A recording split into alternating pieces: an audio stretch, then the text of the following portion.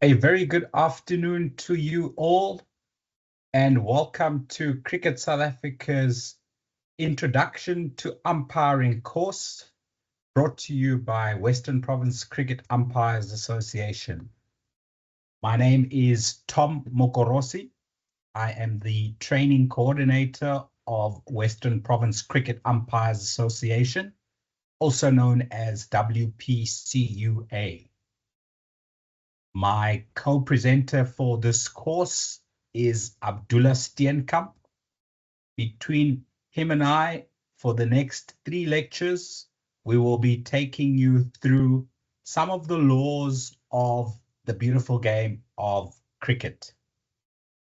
Before we get into our content for today, as well as the agenda for the course, please take note of the meeting protocols on display. Your microphones and cameras are currently inactive to prevent any disturbances while we present. I will be presenting for an hour, after which we will take a 15-minute break. Then Abdullah will present for 45 minutes to an hour, and then we will open up the floor for questions and answers that you might have. Please try and keep the questions and answers related to the content that we are presenting so that we stay on the topic for the day. And then in the third and final lecture, which will be next week, Monday, for class number 1, you can ask any question that you would like to know about cricket umpiring that we haven't covered over the 3 lectures. When the question and answer session starts, your microphones and cameras will be activated. You will need to raise your virtual hand, turn on your microphone, and if you wish, you can also turn your camera so we see who you are. If you don't get to ask your question, post it in the chat box before leaving, and we will answer it. This session, as well as all lectures, are being recorded and will be posted on our YouTube channel a few hours after each lecture. So if you weren't able to attend or you had to leave early, you can watch the rest of the lecture online in your own time. So once again, just a brief introduction of myself and Abdullah. We are both umpires on Cricket South Africa's National First Class panel. Abdullah was in fact nominated as one of the umpire of the year for Cricket South Africa for the season 2023-2024. And myself, I am a umpire master educator for the International Cricket Council, training umpires throughout Africa. Between the two of us, we've got over 30 years of umpiring experience and over 15 years of umpire training experience. So hopefully we'll be able to have the answers to any of your questions related to cricket umpiring throughout this course. So let's have a look at how the route map looks to becoming a professional umpire, if that is what you so wish to do after this course. Today we are going through the Introduction to Umpiring course, and your exam will be at your hub. Please liaise with your hub head coach as to when that exam will be written. It will be a handwritten exam, and if you pass, you will get your certificate. To start umpiring in an official capacity in club cricket around the country in South Africa, you need to have a level 1 umpiring qualification. Level 1, you can either do online in your own time using our course material. And at the end of this course, I will send all of you the course material for level 1 that you can do on your own in December during the holidays, for example, or you can wait until our next online course, which will be presented via Microsoft Teams sometime in February 2025. Or you can find out from the nearest Umpires Association to you when they will be having a face-to-face course for level 1 umpiring. Once you pass that level 1 umpiring course, you can join the Umpires Association closest to you. And the club experience umpiring that you can gain in the third column of this graphic is related to Western Province Cricket Association. So here in Cape Town, we provide umpires to the top 5 men's club leagues in and around Western Province cricket. Those are the Premier Division, the men's first division A, B, C, and D. And obviously you would start at men's first division D, and also at the same time, you could be nominated to umpire Western Province age group trial matches. And then once you've got level 1, you can do level 2. And level 2, you need to umpire first division C, and you can also umpire CPL age group tournaments with level 2. And you can also umpire men's first division B, as well as ladies Premier League matches with level 2. Further on in your career, it is a good idea to get yourself a level 3 umpiring qualification. There you would be able to umpire men's first division A as well as Premier Division matches. You will also be considered for the first time for Cricket South Africa age group tournaments. As we know now, those tournaments are under 16 and under 19, as well as a rural under 17 week for boys. Once you start umpiring those age group tournaments, Cricket South Africa monitors your progress as an umpire. And if you've done well in 1 or 2 of those younger tournaments, you might be selected by Cricket South Africa to umpire at the Kaya Majola week, which is the boys under 19 week. We also have the Senior Rural Week, SA Schools T20. Those are now elite tournament where you won't be nominated by your association. You will be selected by Cricket South Africa to go to the likes of USA Week, Cubs Week, the Women's Super League that took place, I think, 3 times so far. There is also the Community Cup, the Academies Week. Varsity Cup, unfortunately, has fallen by the wayside. But those elite tournaments, including club champs, are the highest level tournaments that amateur umpires can officiate in.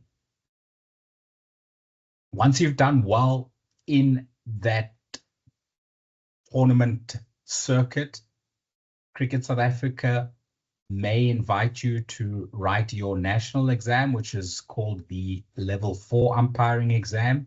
And once you pass that, then you can start umpiring provincial cricket, men's division 2 and men's division 1 cricket. You will first be appointed onto the Cricket South Africa reserve list panel. And if you do well for a few years on the reserve list panel, then you can be promoted onto Cricket South Africa's national first class panel. When you are on those two panels, you can be selected to umpire in SA Under-19 incoming tours, SA Women's inbound tours, SA Emerging, and SAA inbound tours.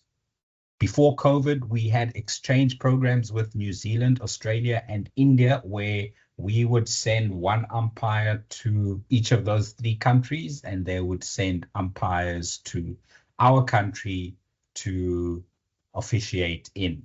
Great experience for the likes of Arno Jacobs and Lubabalo Kuma and others who have been on those exchanges. Lately, the exchange that currently exists is with the 100 in England, where one of their umpires comes and umpires in the SA20 for a week.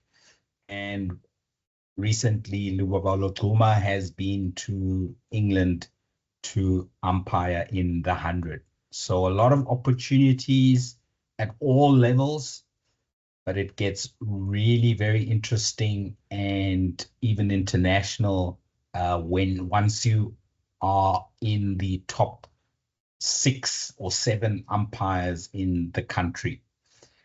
Only the top 4 umpires in the country get to umpire men's international cricket. Arno Jacobs, who's a former international player for South Africa, he was 12th man for a test match.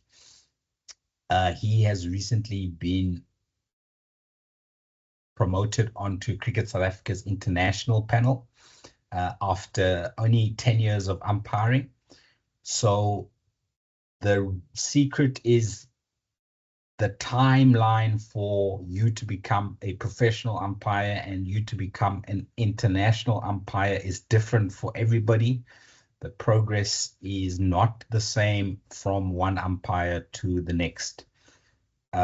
This slide is 2 years old now, so I've been umpiring for 17 years. Abdullah has been umpiring for 14 years, and we have got as far as being involved in SA Women's inbound tours and SA Under-19 inbound tours. And as I've mentioned, Arno Jacobs has now, after exchange programs in Australia and New Zealand, he's now been promoted onto the international panel. A name that is not on there, who last year got promoted onto Cricket South Africa's international panel, is Lubabalo Tuma, also known as Bubs. Bubs will be joining us next week, Monday, for an interview. So stay tuned to that, and you can ask him all about his journey from when he started many years ago to how he got to men's international umpiring. Once you get to that top 4, you can do T20s and one-day internationals in South Africa. Alauddin Palekar was also involved in the Under-19 World Cup last year, along with Bongani Jele. Bongani Jele is now a match officials coach, and he will be joining us hopefully on Friday's lecture, which is part of Class 2's lectures for an interview as to how to become an umpire coach, if that's what you would like to get to someday. There is huge opportunities for female umpires as well as Black African umpires to excel through the system. You can be fast-tracked, especially if you are a former first-class player. However, there is no guarantee of any progress in the umpiring field if you are not committed, if you don't show the potential, and if you don't show the hunger required to get to the top. You need to love the game. It's not easy. Quite often, it could be hot, 35 degrees plus, and sometimes we have to umpire up to 104 overs in a day in 35 degree plus heat. So not the easiest job in the world, but definitely for me, the most rewarding when you have a great day and the players at the end of a match applaud you or thank you for a good performance. It is also, of course, the best view of the match that you can ask for as a cricket spectator. So for me, that's how I have fallen in love with the game is I get to watch the likes of AB de Villiers, Kagiso Rabada, and in the SA20 coming up in January, we will have the likes of Joe Root and Ben Stokes playing in that competition for the first time. So I'm looking forward to that. Just a note at the bottom of this slide, if you have not made it to Kaya Majola Week as an umpire by the age of 42, then unfortunately Cricket South Africa will not continue to progress your career as an umpire. They need to get return on their investment in you. So good idea to start early and to make your way up through this ladder as young as possible to give yourself the best opportunity to get right to the top. If there are any questions on the umpiring career timeline, you are welcome to post them now into the chat box, and we will answer all questions at the end of the presentation today at around 17:30 or 17:45, depending on how long we present for. So before we get into the laws, and we're going to be covering most of the 42 laws of cricket, the law book has in it what's called a preamble, which is the spirit of cricket. And the preamble comes right before any laws.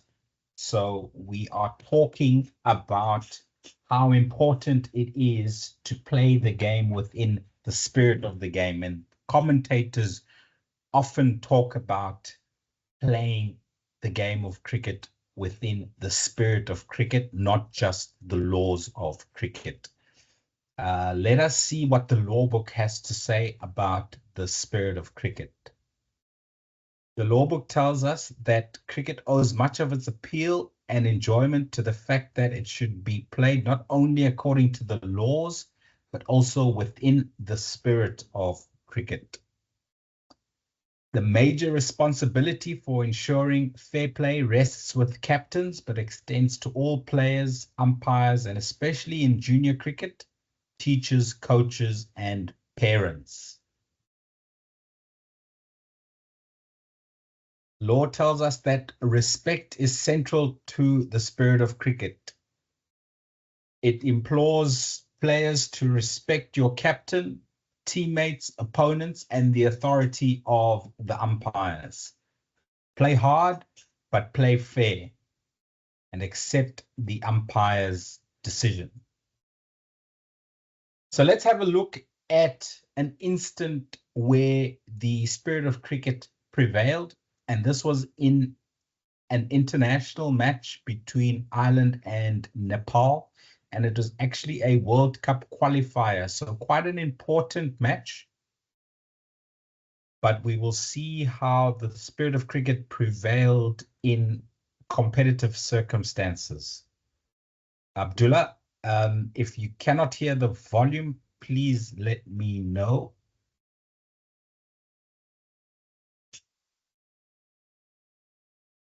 Just to hoik that across the line. Andrew McBride has ended up on his feet. I don't think they're going to run him out here, and that is brilliant to see. Asif Sheikh, take a bow. We speak so often about where the spirit of cricket has gone in our game, and you see it on show there, because Kamal Singh Iree has accidentally tripped up Andy McBride, and I've got goosebumps here in the commentary box because that's a touching moment. It was accidental, but he could have run him out here, and Asif Sheikh has said no. He said he's not going to do it because of the spirit of the game. That's your nominee for the Spirit of Cricket Award for 2022 for the ICC. It's that young man, Asif Sheikh. So if Asif Sheikh, the wicketkeeper, had taken off the bails, the umpire at the striker's end would have had no choice but to give the batter out, run out.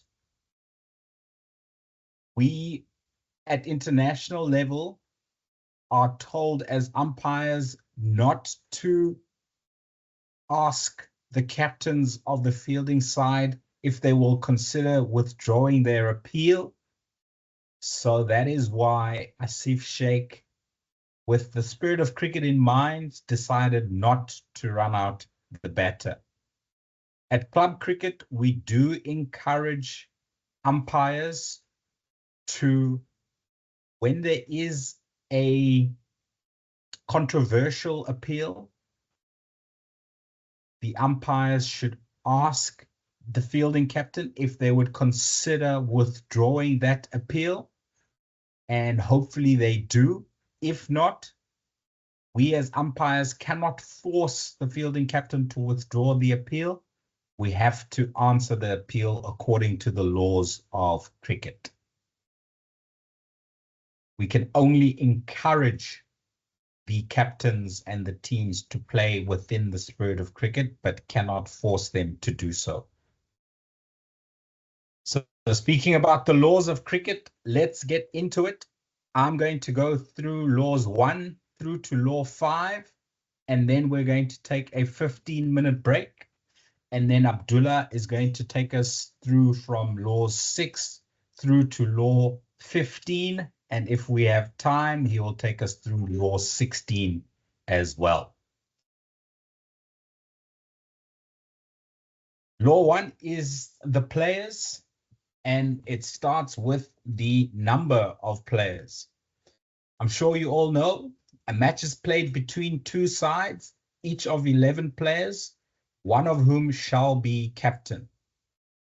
By agreement, a match may be played between sides of fewer or more than 11 players, but not more than 11 players may field at any given point in time. So what normally happens in warm-up matches is you will have a squad of 15 players, all wanting to have some game time underneath their belts before a competitive tournament starts. So if they're playing a friendly match,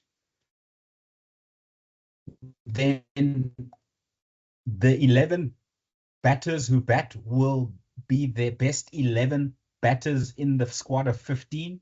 And then when they come onto field, they will make sure that all of their bowlers get a chance to bowl, however many of those bowlers there are. So you'll end up in a warm-up game or in a friendly game with maybe up to 15 players in each side, batting or bowling. But law tells us this is okay as long as not more than 11 players field at the same time. If during the match and for whatever reason, a side is reduced to fewer than the original number of nominated players, the match shall continue as long as it is possible to do so under the laws or any agreements made before the toss. I'll give you an example of this. In Western Province Cricket Association club cricket, the bylaw states that a team needs 7 players for a match to start. They have up until 30 minutes after the scheduled start of play to have those 7 players at the field. If they cannot produce 7 players by 10:30, if the match was supposed to start at 10 a.m., then unfortunately the match will be awarded to the non-defaulting side. So that is a bylaw or a playing condition that is added on to this part of the laws of cricket. So the laws of cricket that we are going through are based on more day cricket, similar to a test match, and they will not always be exactly as you are used to seeing on television when you're watching a T20 international, for example. A T20 international will have specific playing conditions which the laws won't specify. For example, a ball that is bowled as a bouncer that goes over the head of a striker in T20 internationals, I'm sure you all know that ball is called a wide. However, in law, a bouncer that bounces over head height of the striker is considered a no ball, not a wide. So we will differentiate between laws and playing conditions, but what you will see for the majority of this presentation are the laws of cricket and not any special playing conditions. This is what a team sheet looks like in Western Province Cricket Association club cricket. Law tells us that each captain shall nominate his or her players in writing to at least one of the umpires before the toss, and no player may be changed after the nomination of the players at the toss without the consent of the opposing captain. So what happens if after the toss and the team sheets have been exchanged, a player gets injured in the warm-up before the match starts? Law tells us here that if, for example, South Africa is playing against India and Lungi Ngidi gets injured in the warm-up after he's been named on the team list, and the injury is so bad that he cannot take any part in the game. What would need to happen is that Aiden Markram, as the captain of South Africa, would need to ask Surya Kumar Yadav, the captain of India, if he can remove Lungi Ngidi from the team sheet and replace him with Sipamla, for example. And if Surya Kumar Yadav accepts that replacement, then Sipamla would take full part in the match and Lungi Ngidi would take no part in the match.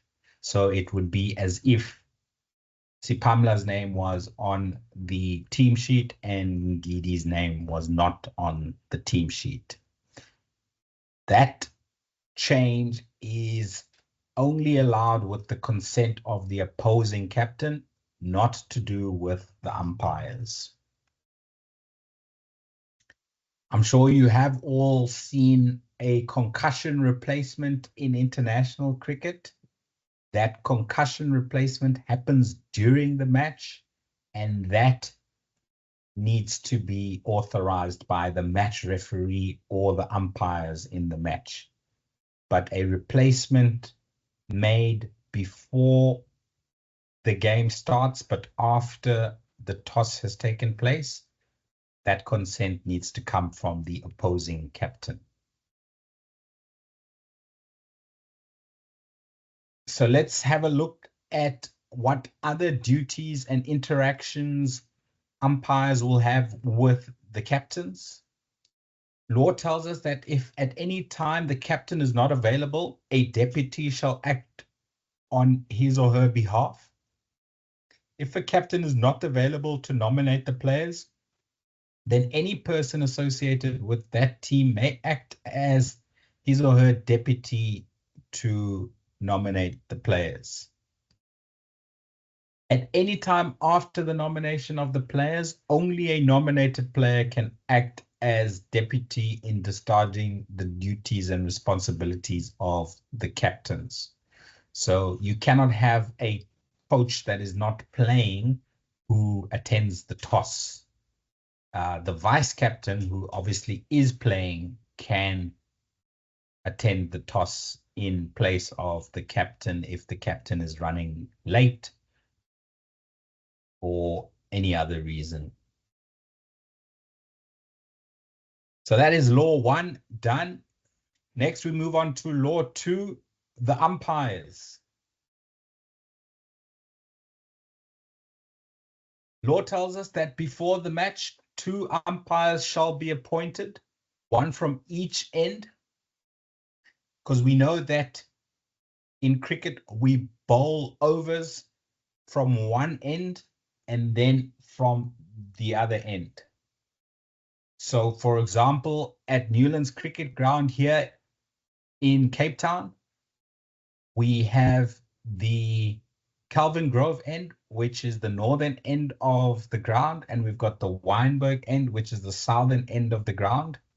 And so law tells us that 2 umpires shall be appointed, 1 for each end, to control the game as required by the laws of cricket with absolute impartiality.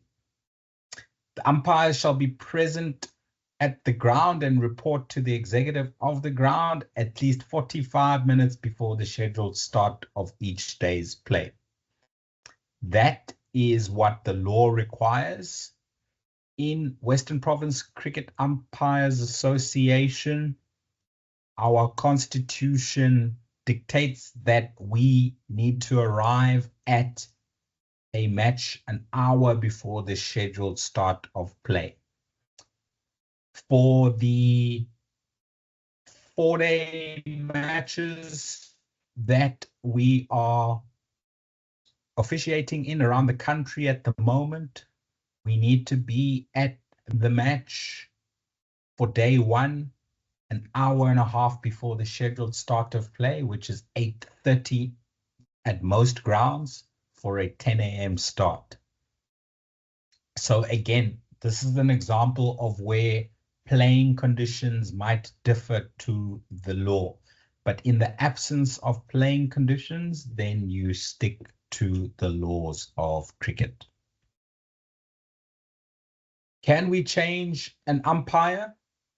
Law tells us that an umpire shall not be changed during the match other than in exceptional circumstances and unless he or she is injured or ill.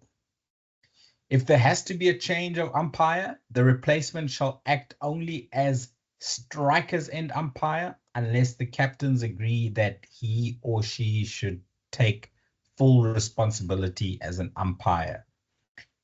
So for those of you who are not aware of the terminology, the striker's end umpire is often referred to as the square leg umpire.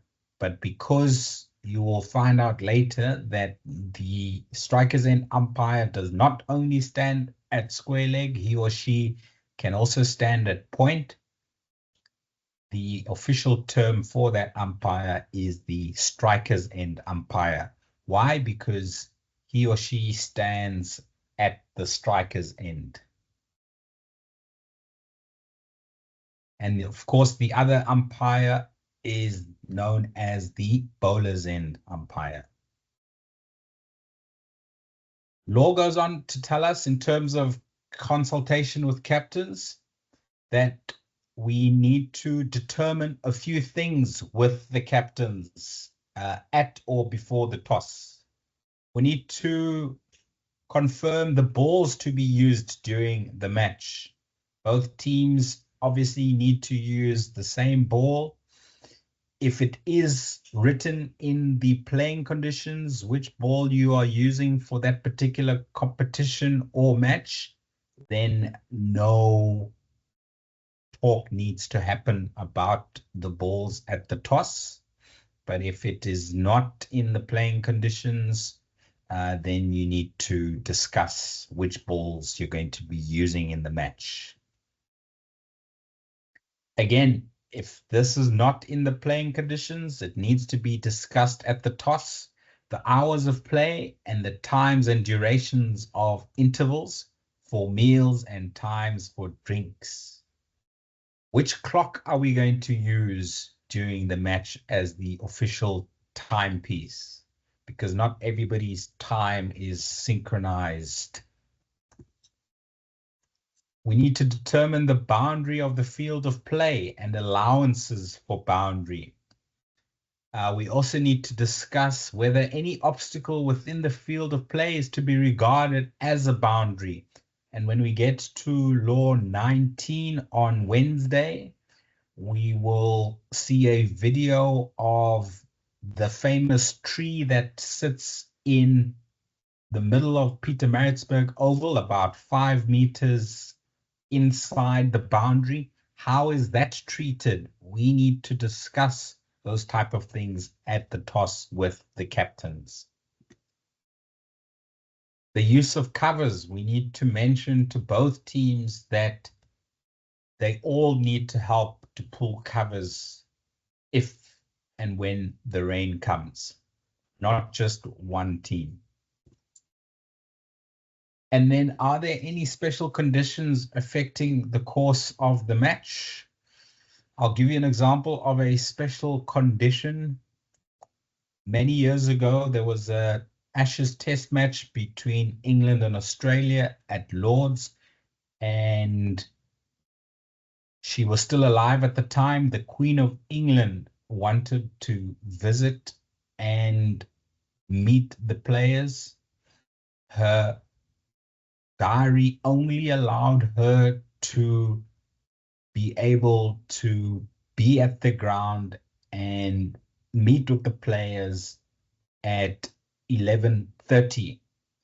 Now, for those of you who know the test match times in England, the first session is from 11 a.m. until 1 p.m.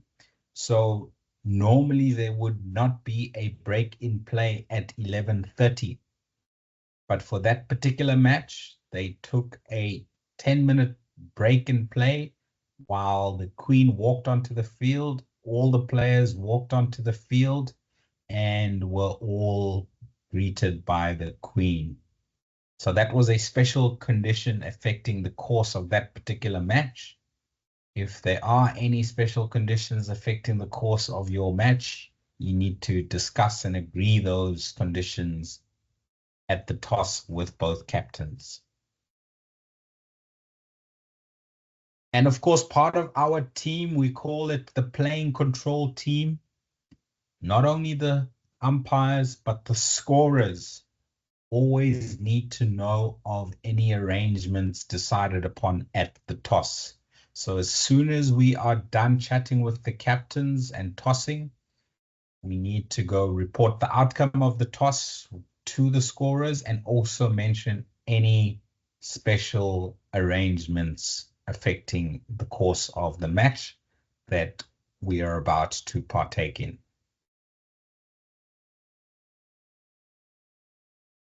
Who are the sole judges of fair and unfair play? It is not the captains, it is not the coaches, it is definitely not the commentators. The umpires are the sole judges of fair and unfair play. Who are the sole judges of the fitness of the field for play? Once again, it is solely for the umpires together to decide whether conditions of ground, weather, or light, or exceptional circumstances are dangerous or unreasonable for play to take place. Law tells us that conditions shall not be regarded as either dangerous or unreasonable merely because they are not ideal. A light drizzle, would you consider it dangerous or unreasonable to play in? No. It's true that it's not ideal to play in a light drizzle, but it is not dangerous, nor is it unreasonable. So play will continue in a light drizzle until such time that the pitch starts to change in its nature due to the light drizzle. Law goes on to tell us that the fact that the grass and the ball are wet does not warrant the ground conditions being regarded as unreasonable or dangerous.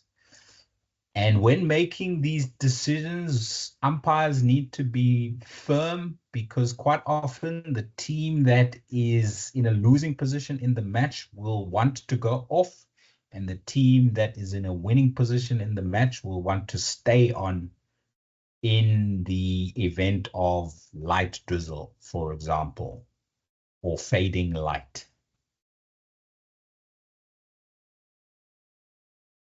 Conditions shall be regarded as dangerous if there is actual or foreseeable risk to the safety of players or umpires.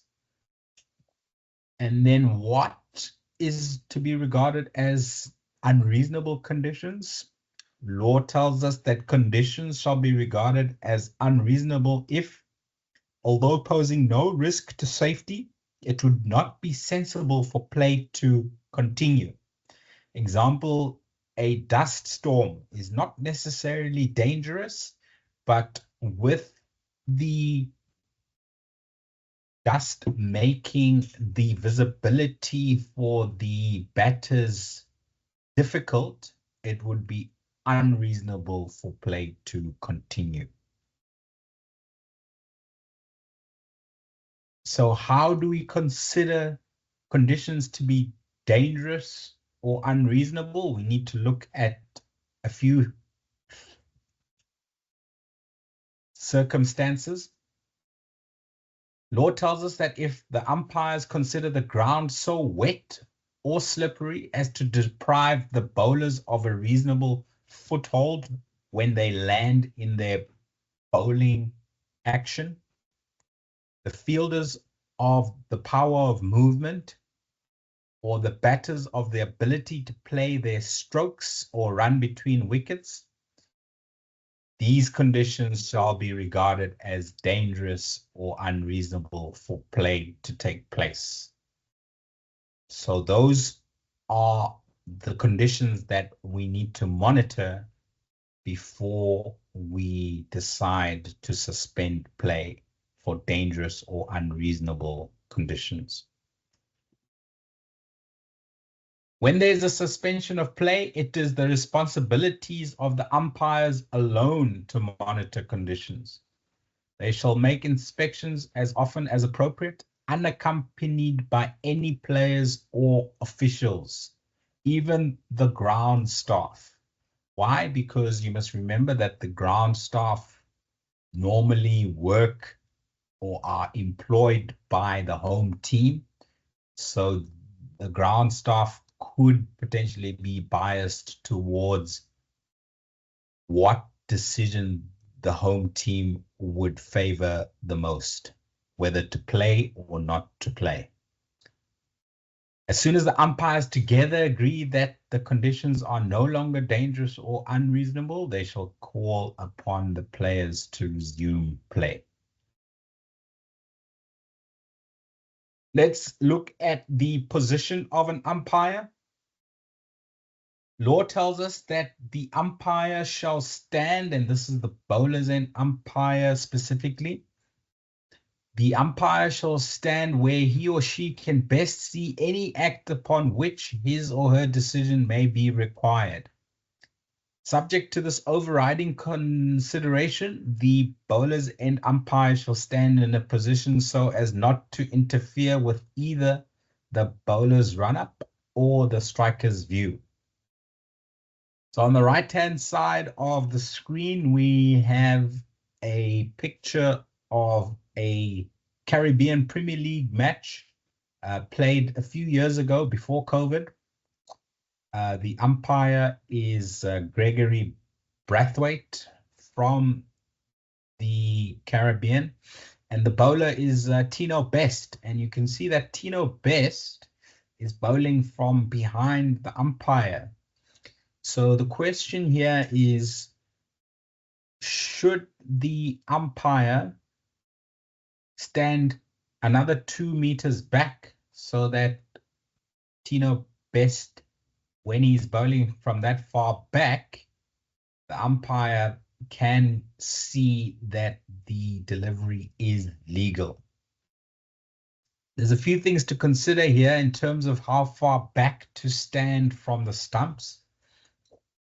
You don't want to be so far back that the striker, who is the batter who is facing the delivery, is so far away from you that you can't hear any edges or see clearly if the ball is hit by the bat or it hits the pad.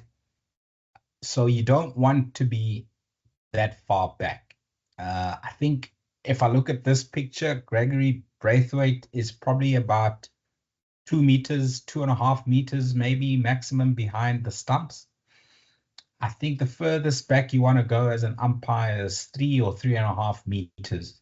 And even 3.5 meters behind the stumps would not be as far back as Tino Best is in his delivery stride. So let's have a look and see what happened. Did the umpire call and signal anything wrong with the delivery being bowled from behind his back?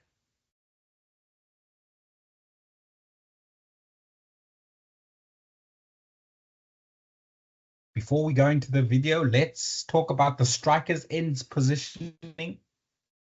Law tells us that the striker's end umpire may elect to stand on the offside instead of the onside of the pitch. Quite often you have the sun setting on the one side of the field, and it makes it difficult to see the popping crease. So then you might want to move from square leg to point, and law tells us that the striker's end umpire is allowed to do that, yes, but he or she needs to inform 3 people: the captain of the fielding side, the striker, and the bowler's end umpire that they are going to stand on the other side. Let's have a look at the video and see what the call was from Gregory Braithwaite, if any call, with Tino Best bowling from 2 meters or 1.5 meters behind the bowler's end umpire. He has bowled that from so far behind the umpire. That is the furthest I've ever seen a delivery served up from. So there was no call made by the bowler's end umpire nor the striker's end umpire. This prompted the International Cricket Council umpires committee to come together and decide the best practice for an umpire if a bowler delivers the ball from behind the the bowler's end umpire. And they came up with a consistent ruling that the bowlers and umpire, as soon as they see the ball flying past them, shall call and signal dead ball because it was delivered from behind them. And when the ball is delivered from behind the bowlers and umpire cannot be sure whether it is a legal delivery in terms of where the feet have landed. And we will get into the front foot and the back foot no balls on Wednesday in Law 21, the no ball law. So if this ever happens to you as a bowler's end umpire, that the bowler bowls from behind you, as soon as you see the ball going past your peripheral vision, then you call and signal dead ball, and the ball needs to be re-bowled, and nothing can come off that delivery in terms of runs scored by the striker or any wicket that might fall. The ball is dead as soon as it leaves the hand of the bowler when delivered from behind the bowler's end umpire. If, however, the strikers and umpire had seen that the ball was thrown by the bowler from behind the bowlers and umpire, then the strikers and umpire can make the call. And we will find out what that call is in Wednesday's lecture. Let's move on to signals that umpires need to make during a match. I'm sure you are all aware of the out signal. What's important about out signal is that the finger must be raised above the head height of the umpire who makes the out signal. And you can make it with your left hand or your right hand, as long as you are consistent throughout a match by using the same hand to give out with. A boundary force signal should always finish at your chest, because if it were to finish out wide, it could be confused as a no ball as well as 4 runs. So make sure that your boundary force signal finishes at your chest. Boundary 6 can be palm out, it can be fingers up, it can be fist up, as long as the 2 hands are raised above head height. The bye signal is 1 hand palm facing the scorers above waist height. Leg bye, be sure that when you signal leg bye, you are standing square to the scorers and you lift the leg that is closest to the scorers before signaling, tapping that leg with the corresponding hand. Short run is your fingers touching the corresponding shoulder.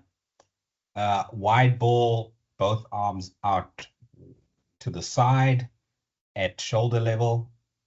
Dead ball, crossing at just below belt level.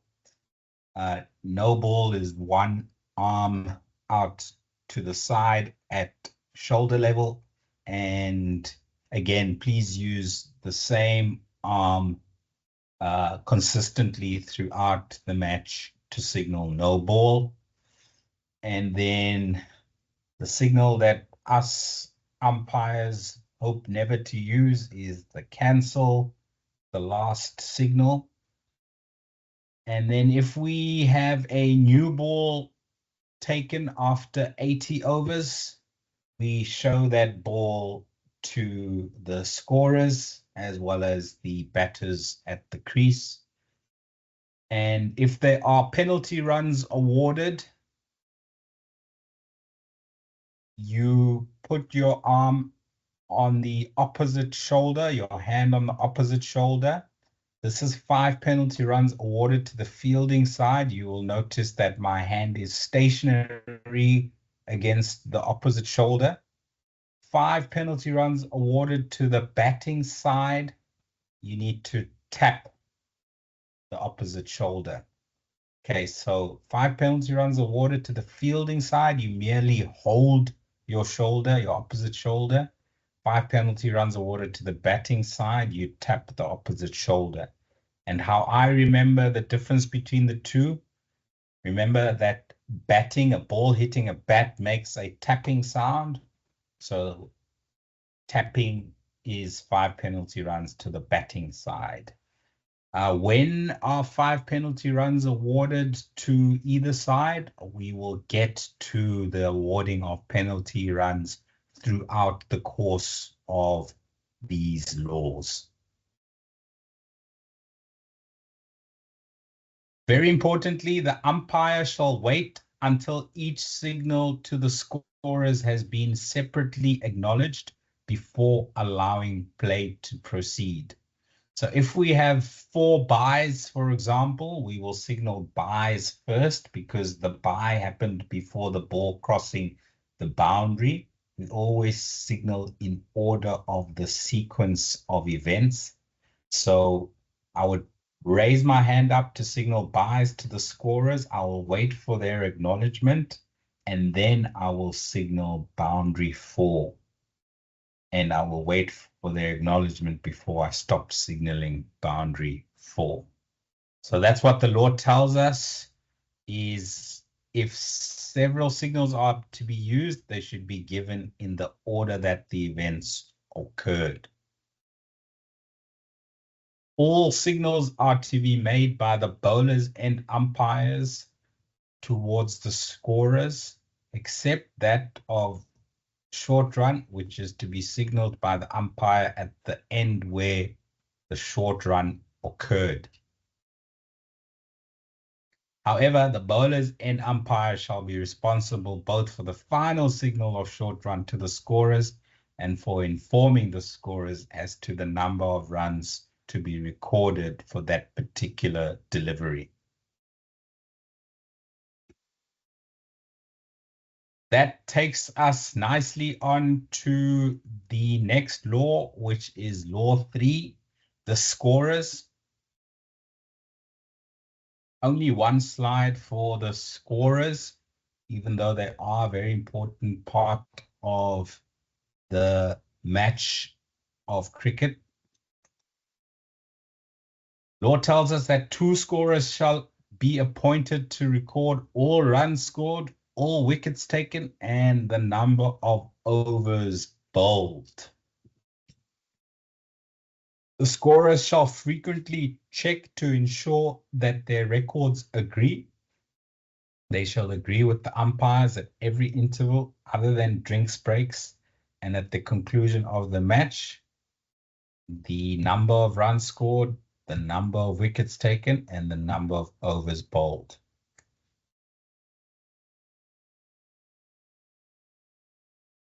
The scorers shall accept all instructions and signals given to them by the umpires and shall immediately acknowledge each separate signal. Okay, very important to remember that the scorers are part of our team as the umpires. We need to be in constant non-verbal communication with them while we are on the field. And then when we get off the field for lunch or tea, we need to, or change of innings, we need to confirm the scores with them at every available opportunity. The second last law that I am going to take us through is law 4, the ball. The weight and size of the ball, and this refers to men's cricket.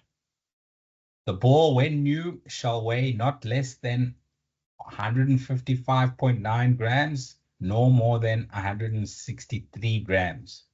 I'm sure you all know, usually men's cricket, we play with 156-gram balls. And there is a measurement as well. Law tells us that it should not measure less than 22.4 centimeters, nor more than 22.9 centimeters in circumference. In women's cricket, we use 142-gram balls. There is also a range that laws allows for the weight of a ball for women's cricket. That's 140 minimum and 151 grams maximum. Junior cricket, under 13s use 135-gram balls. The range allowable by law is 133 grams to 144 grams. Law tells us that all balls shall be in the possession of the umpires before the toss and shall remain under their control throughout the match. The umpire shall take possession of the ball in use at the fall of each wicket, at the start of any interval, and at any interruption of play. So whenever play is not in progress, the umpire shall always be in possession of the ball.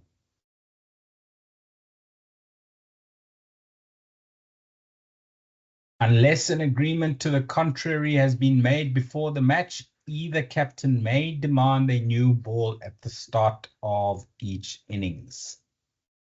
In a match of more than 1 day's duration, the captain of the fielding side may demand a new ball when the number of overs, excluding any part overs, bowled with the old ball is equal to or greater than 80 overs.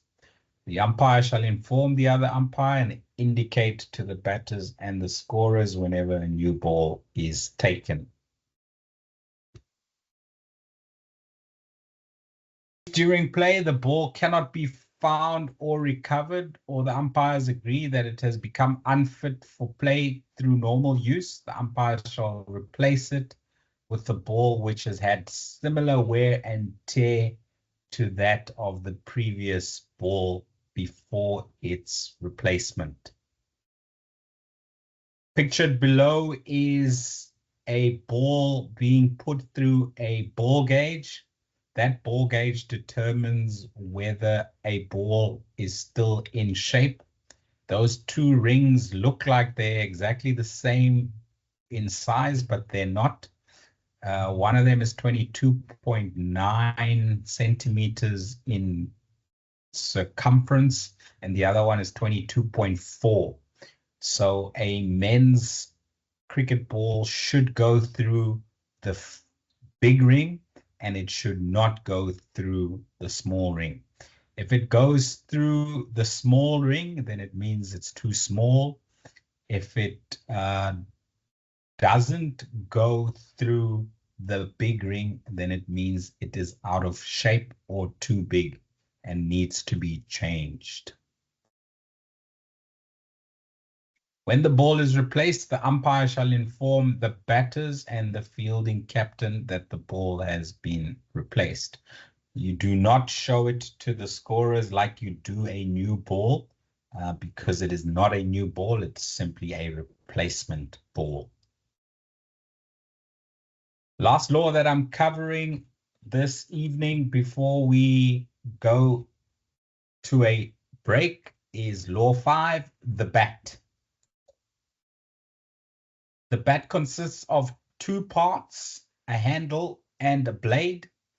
As I'm sure you all know, the handle is the top thin part with a grip around it, and the blade is the main big part which batters use to hit the ball with.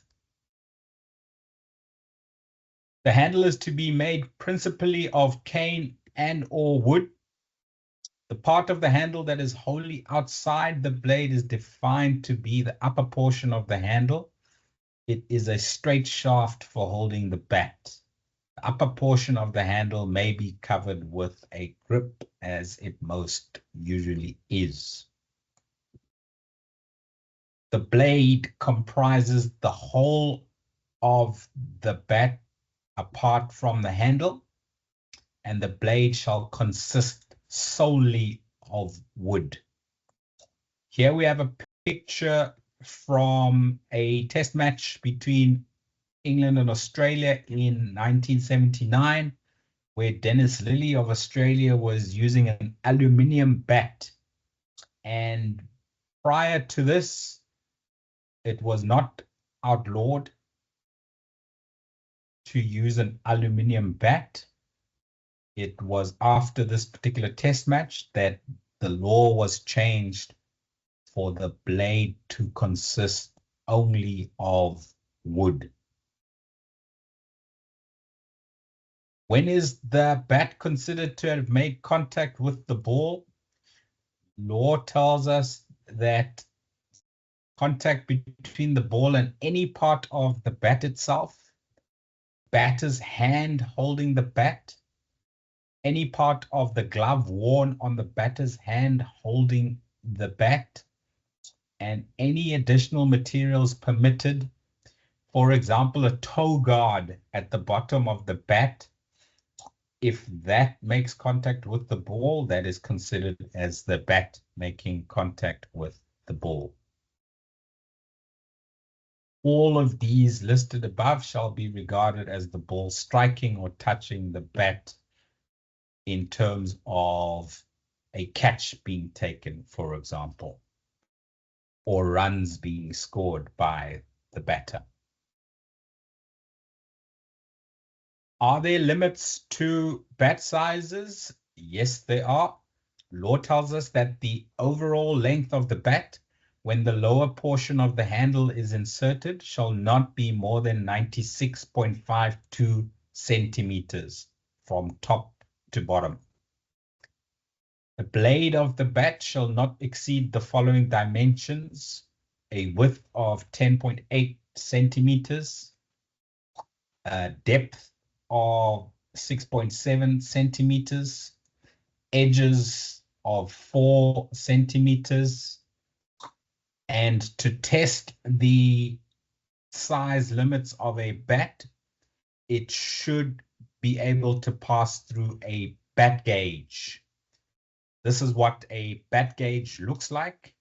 If a bat cannot pass through that bat gauge, which is slightly bigger than those limits shown on the previous slide, then it means that the bat is too big and is not allowed to be used in a game of cricket.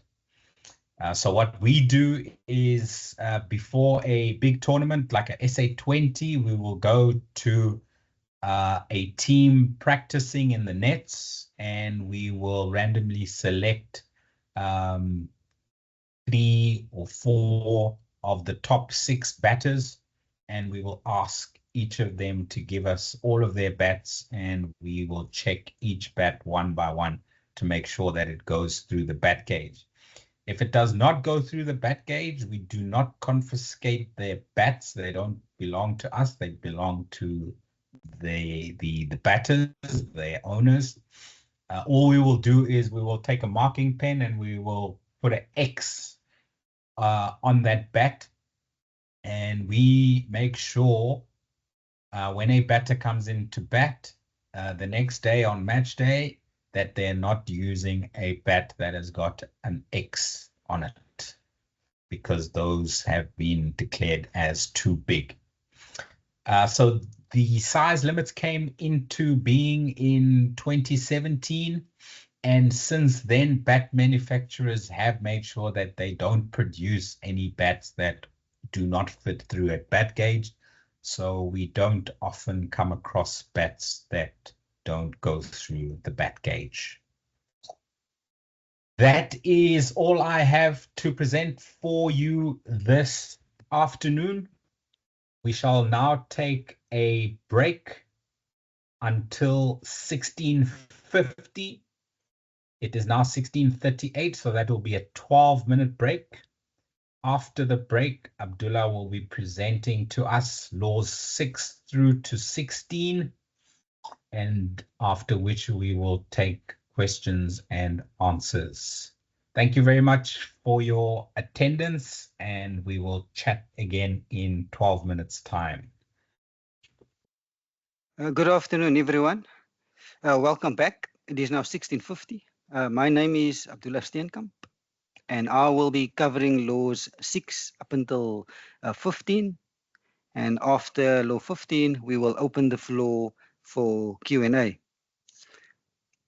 So law 6 covers the pits, and the law tells us that the pits should be 20.12 meters in length, or if you want to go the 22 yards, that's the other measurement. I prefer the metric measurement system. Most of the tools these days, measurement tapes are in metric, but you can answer in the exam the imperial lengths as well.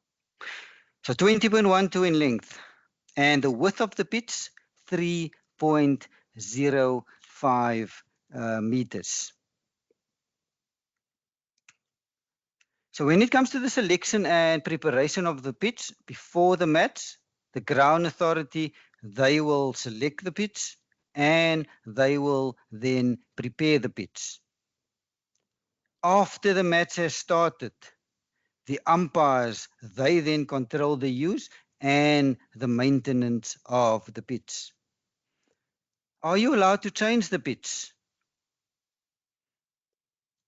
The law tells us that pitch not to be changed unless both umpires feels that the pitch has become dangerous or unreasonable for play to continue on it. And then to change the pitch, you also need the consent of both captains. Otherwise, if the umpires did not decide dangerous or unreasonable and both captains didn't agree, you are not allowed to change the pitch. So 20.12 meters, that is the usual length of the pitch for most cricket, but we do know that junior cricket, they do have shorter pitches, and there the law leaves it up to the governing body of cricket in that particular country, they to decide how long the pitches should be for junior cricket.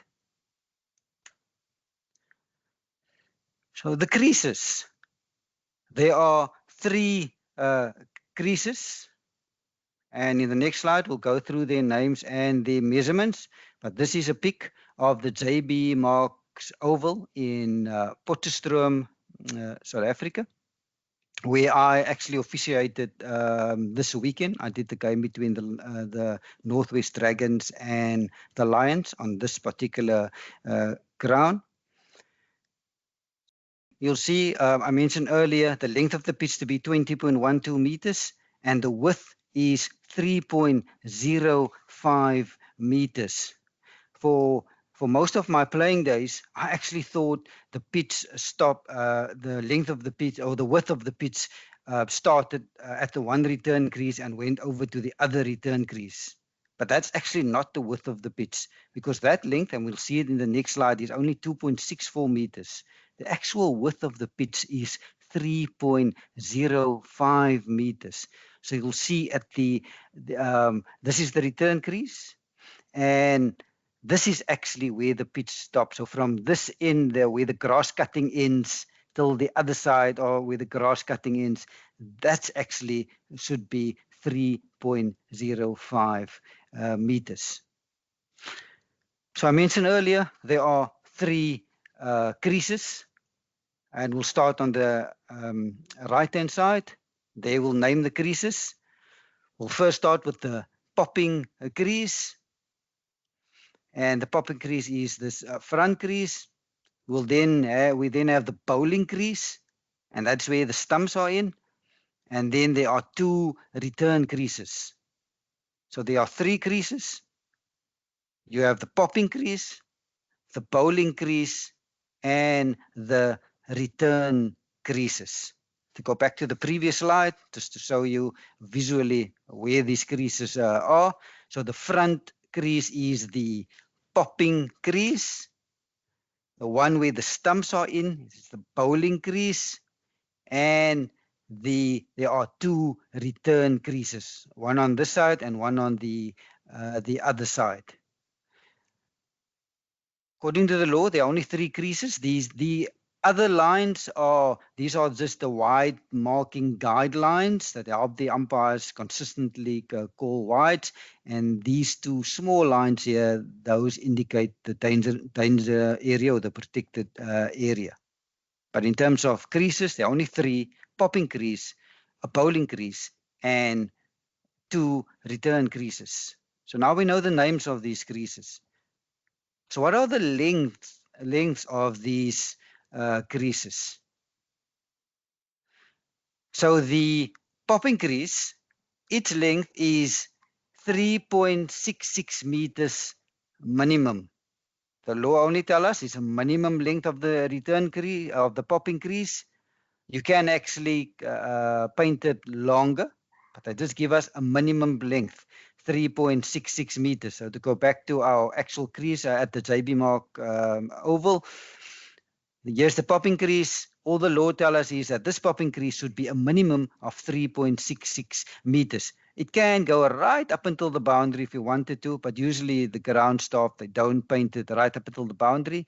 They only paint it especially for televised games. They do have it a bit longer than what you do see at most club grounds. And the reason is some games are televised, some batters do run a bit wide, hence they do paint the popping crease a bit longer at the provincial and international games. But the law only tells us popping crease minimum of 3.66 meters.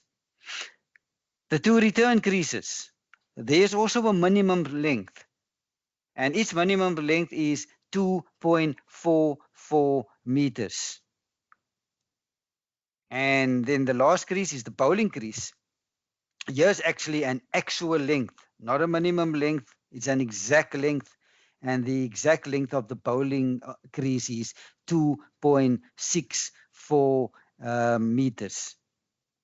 So just to recap, there are three creases. Popping crease, its minimum length is 3.66 meters. The two return creases, they also have a minimum length of 2.44 meters. And lastly, the bowling crease. The bowling crease have an exact length, and that length is 2.64 meters. Again, I prefer the metric measurement system. You can use the imperial system as well if you want to. So now we know the lengths of the creases, but there are also other measurements that I want to focus on now. And the first other measurement is the length from the bowling crease to the popping crease. And that length is 1.22 meters. And that gets measured from the back edge of the bowling crease up until the back edge of the popping crease. And that length should be 1.22 meters. So from bowling crease to popping crease, back edges 1.22 meters. And this length are used to determine the other lengths of the creases. Because if you see this length, which is 1.22 meters, if you multiply this length by 2, what do you get? 1.22 times 2, I get 2.44 meters. And which crease's length is 2.44 meters? The return creases. Then if you take 1.22 and you multiply it by 3, what do you get? 3.66 meters. And that's the length or the minimum length of the popping crease.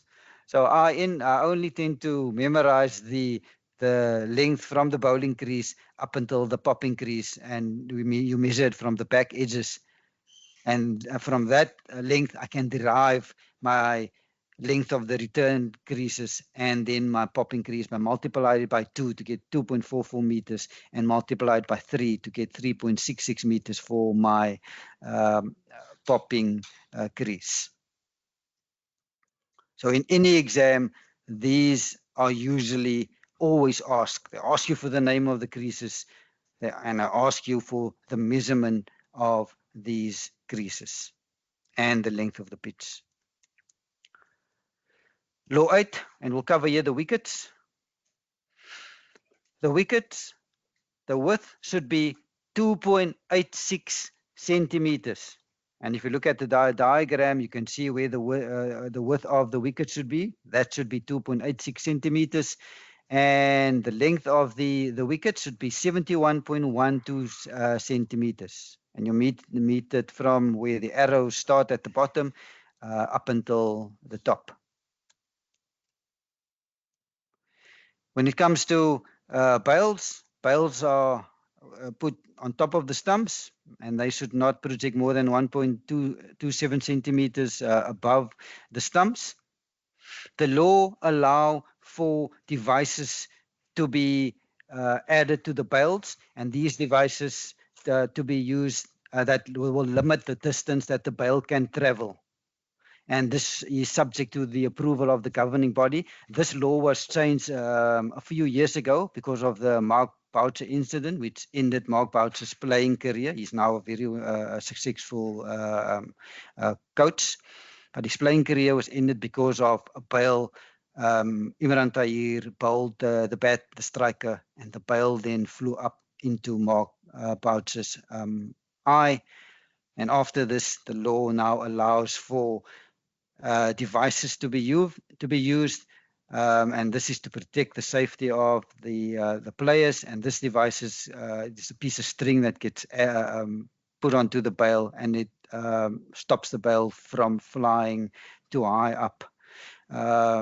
But these days, a safety precaution that the International Cricket Council brought into the game a year or two ago was that keepers standing up to the stumps must wear a helmet. It's compulsory, it's non-negotiable.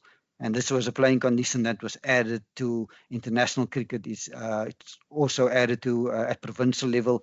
And I know in Western Province, we also added it to club level. And this is just for the safety of the keeper.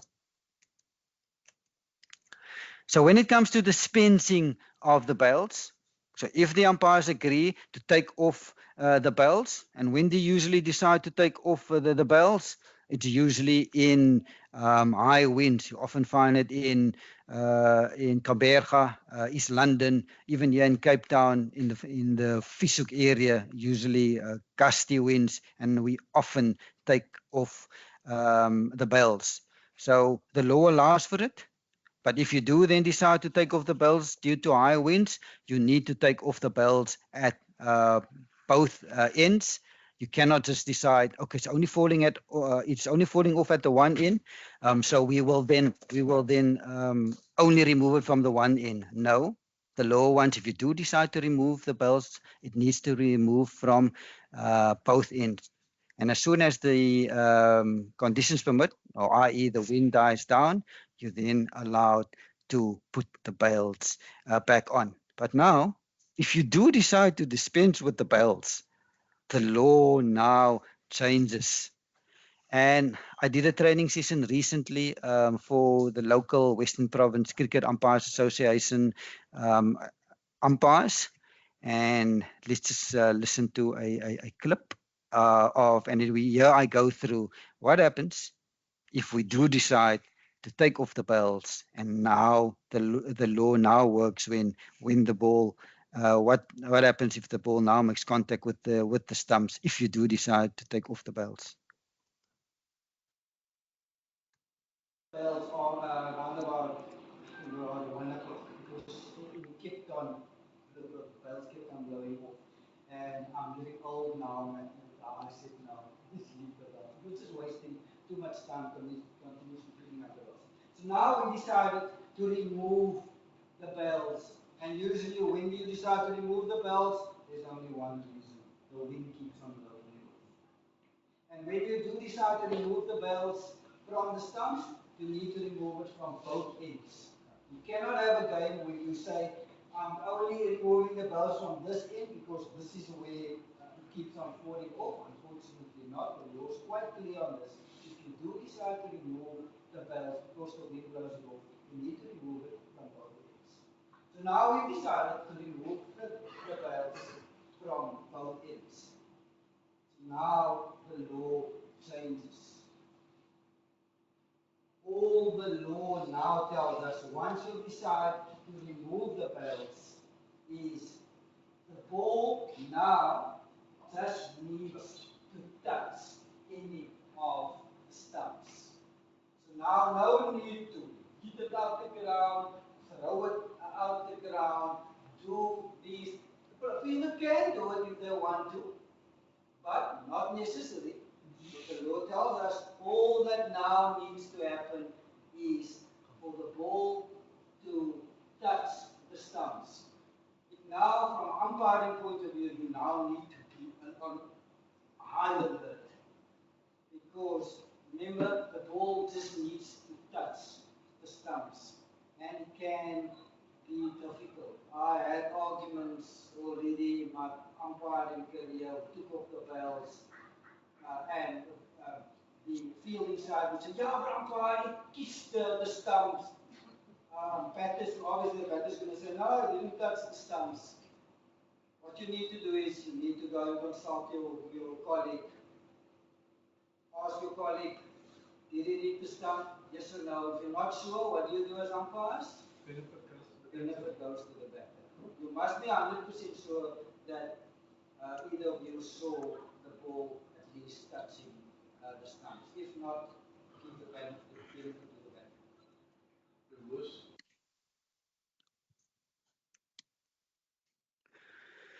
So when it comes to the preparation and the maintenance of the playing area, under this law, we're only going to focus on the pitch and the rolling of the pitch, frequency and the duration.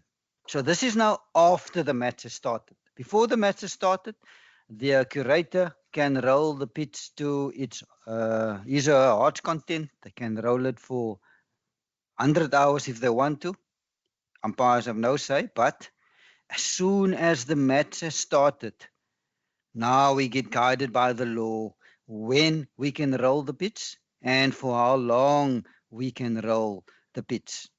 So after the rolling has after the match has started, the captain of the batting side can have the pitch rolled for not more than 7 minutes. So all the law tells us is not more than 7 minutes. So can the batting captain ask for 5 minutes of rolling? Of course they can. Can they ask for 4 minutes? Yes. 1 minute? Of course. 30 seconds? Yes, they can. All the law tells us is not more than 7 minutes. So now we know the duration of rolling cannot be more than 7 minutes. So after the match has started, when are we now allowed to roll the pitch? 2 instances. Before the start of each subsequent innings. That is the first instance after the match has started when the pitch can be rolled. An example, let's use South Africa and India.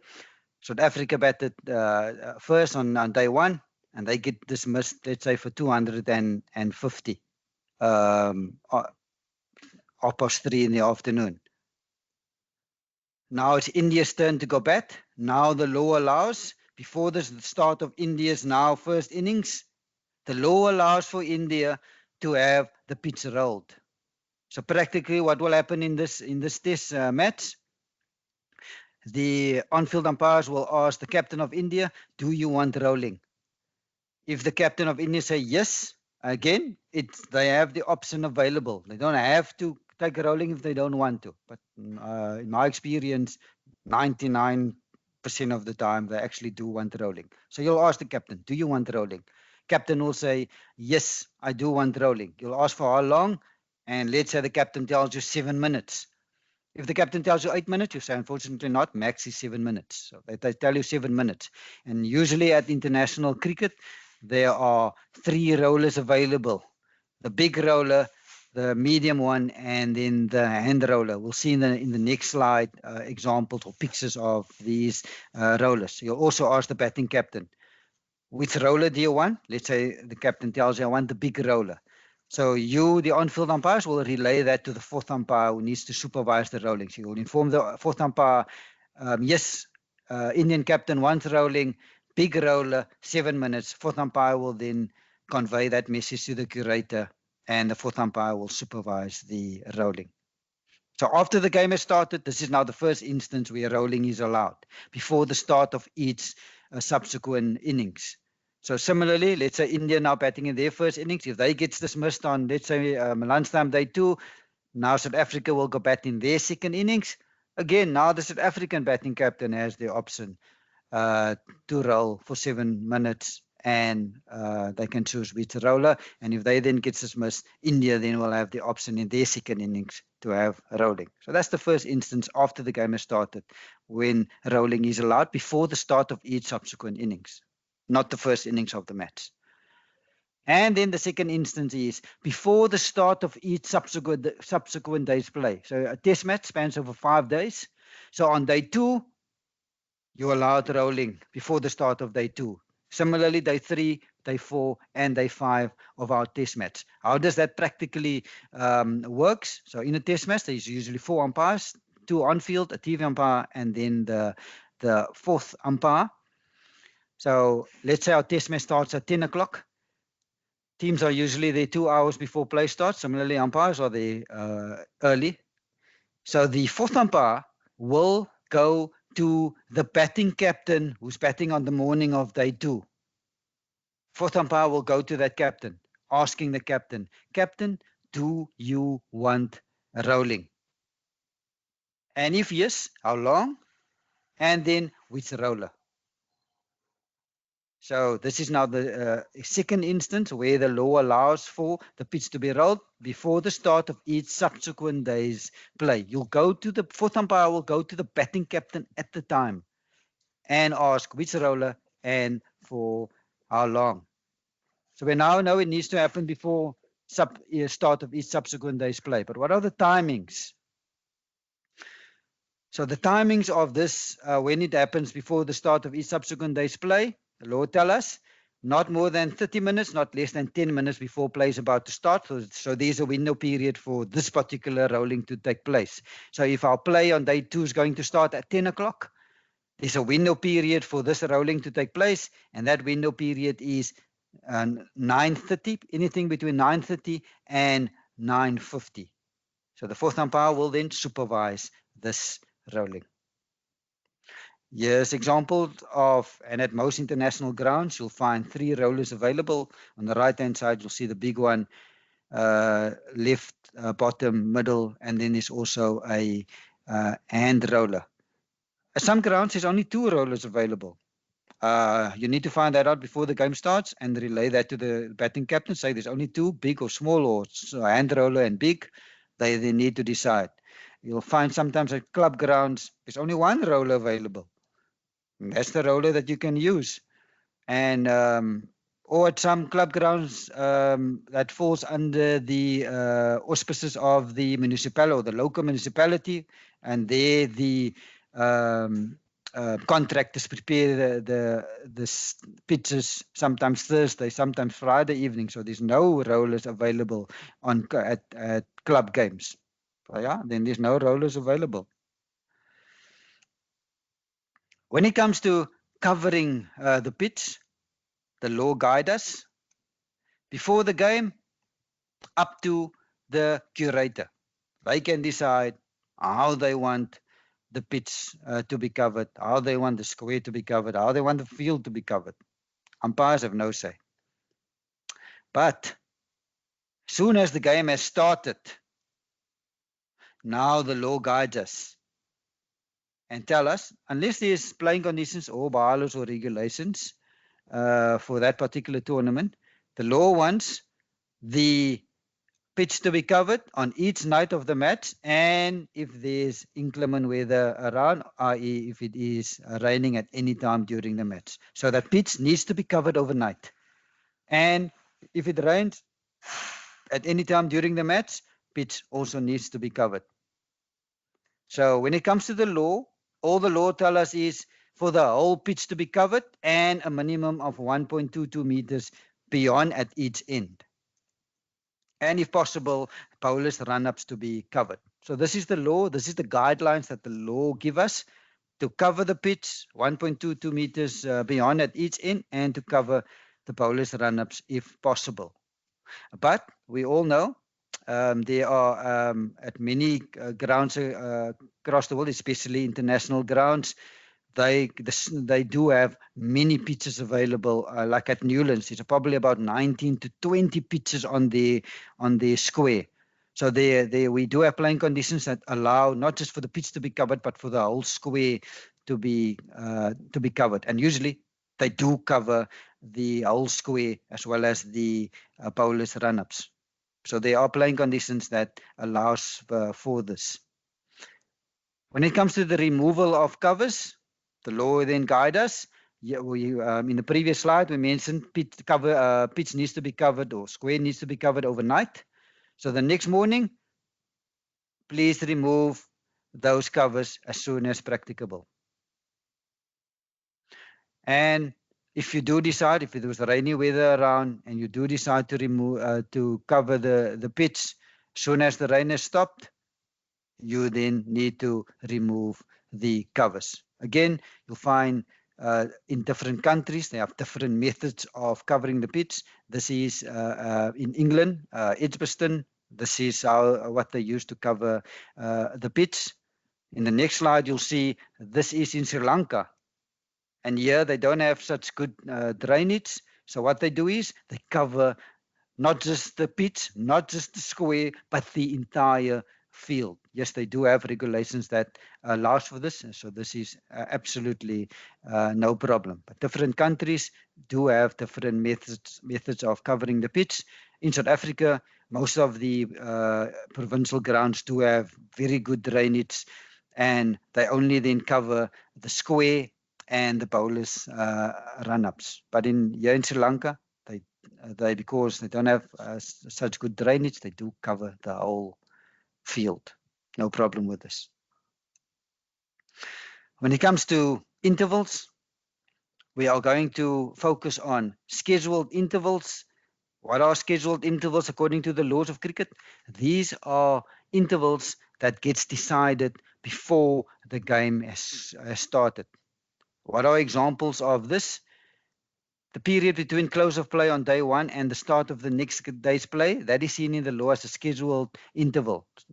So in our test match, day one, let's say play starts at 10 and ends at 5. Day two, it starts at 10 again. So what point one is telling us is on day two, the period between close of play on day one, which was 5 o'clock, and the start of day two, which was 10 o'clock, between 5 day one and 10 day two, that is seen in the law as a scheduled interval. Your interval between innings, scheduled interval, usually 10 minutes. We'll see in the next slide. Your interval for meals, i.e. your lunch interval, your tea interval, scheduled interval. Interval for drinks, scheduled interval. Any other agreed interval. Tom mentioned earlier about the Queen visiting an Ashes test match. That was an agreed interval. So these 5 are examples of scheduled intervals. They are decided, or these times are put in place before the game has started. When it comes to the duration of these intervals, and it's usually the governing body of cricket for that particular competition that decides how long these intervals should be. For Test match cricket, the International Cricket Council, they are the governing body, and they decided that the lunch interval to be 40 minutes, tea interval to be 20 minutes, and your change of innings is 10 minutes. Most competitions across the world, more day cricket, we follow the same. Like in provincial cricket in South Africa, we follow the same timings as the ICC. We also have 40-minute lunch and 20-minute tea. But all the law tells us is, yes, governing body, you decide how long you want your intervals to be. So lunch 40 minutes, tea 20. But where we give you guidance is, like in Test match cricket, they have 2-hour sessions. So from 10 till 12, that would be your first session. Lunch will be from 12 till 12:40. But it's not always, and we'll see in later laws, it's not always that play stops at exactly 12 o'clock. You'll often find you'll get to 12 o'clock and they're midway through the over. And we'll see in the next law that if you do get to 12 and you're midway through the over, you cannot suddenly now stop saying, look at your watch, oh, it's 12 o'clock, we only bowled 3 balls, we now need to go because it's lunch. No, the law tells us that we need to complete that over. So many times you go past, a little bit past 12. Let's say you get to 12:02. That's in the end of the over. But now the law guides us by telling us, yes, the session has now ended 12:02. You now need to have a 40-minute lunch interval. So your first ball after lunch needs to be bowled at 12:42. So you need to have a 40-minute lunch interval. Similarly, let's say you stop at 12:04. First ball after lunch needs to be bowled at 12:44. 40-minute lunch, same principle apply to tea. Interval between innings, always 10 minutes. If South Africa gets dismissed at 11:10, first ball to India needs to be bowled at 11:20. And I mentioned earlier, this interval between innings, what happens in this interval between innings? batting captain has the option for rolling. Usually rolling, 99% of the time rolling will happen. So you will ask the now batting captain, do they want rolling? If yes, how long and which roller? And that happens during the 10-minute change of innings interval. There's this concept that the lawmakers brought into the game to save a bit of time. And this is when a side is 9 wickets down at either the lunch or the tea interval.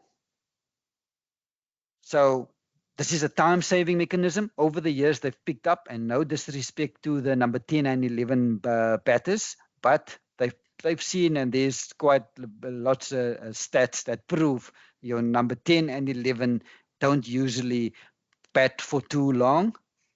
So they brought in this time-saving mechanism. So if a side is 9 down, when you get to your lunch and your tea, you get to 12 o'clock, end of the over, but the side is 9 down.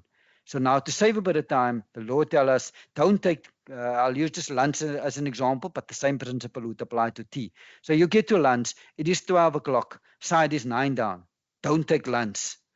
You now need to delay your lunch interval by a maximum of 30 minutes. You're now going to give the fielding side the opportunity to try to get the 10th and 11th, the 10th wicket. And if they can't get it within 30 minutes, then you'll take lunch. If they do get it within 30 minutes, you'll take lunch when they take when they get the 10th wicket. I'll use the 2 examples just to illustrate how this law works. So in our test match, our lunch is at 12 o'clock and lunch from 12 till 12:40. We get to 12 o'clock and South Africa is 300 for 9. Do you take lunch? No. The law tells us because the side is 9 down, and it must be side being 9 down. They cannot be 8 down, they must be 9 down. So if they're 9 down and you get to your interview over and you see it's 12 o'clock, you cannot take lunch. You need to continue playing.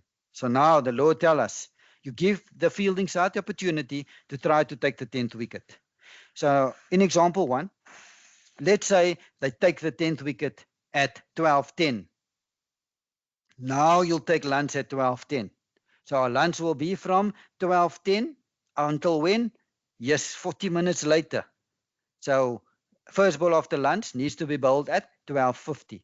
Now, during the lunch interval, you'll incorporate the change of innings interval into our lunch interval. We will then go to the now batting captain, ask him or her, do you want rolling? If yes, how long and which roller? So that's the one scenario. You give the fielding side the opportunity to try to take the 10th wicket. And if they can't take the 10th wicket, you then, this is the one example. So they take it at 12:10. You then take lunch up until 12:40, 12:50. The other scenario, you get to lunch and then South Africa is 9 down. We've just now seen this law tell us you now cannot take lunch. You now need to play on. So now we get to 12:30 and the fielding side still haven't taken the 10th wicket. So what do you do now? Now at 12:30, you've given the fielding side 30 minutes. I mean, you cannot play on forever. So the law brought in a cut-off time, and that cut-off time is max 30 minutes. So 12:30, they haven't taken the wicket, and you get to the end of the over, let's say it's 12:30. Now you need to take lunch.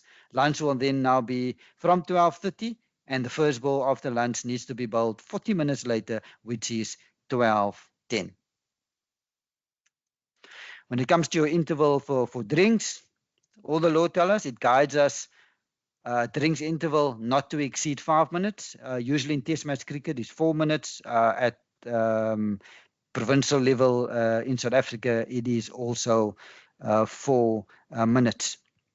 And point 2, also another time-saving mechanism that the lawmakers brought in is that if a wicket falls or a batter retires within 5 minutes to drinks, you'll then take drinks immediately. I'll use an example to illustrate this.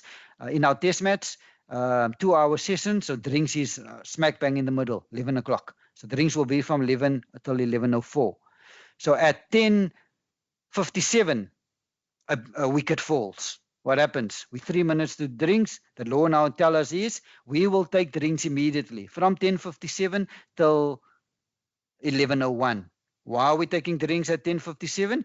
Because as this time-saving mechanism that the lawmakers brought in, if a wicket falls within 5 minutes of drinks, and in our example, 10:57 is 5 minutes to drinks, we will then take drinks immediately. But it must be within 5 minutes. In another example, if a wicket should fall at 10:54, what are you going to do? The new batter needs to come in and face the next delivery. You cannot take an early drinks. Why? Because it is drinks being at 11 o'clock. It's now 10:54. It's 6 minutes to drinks.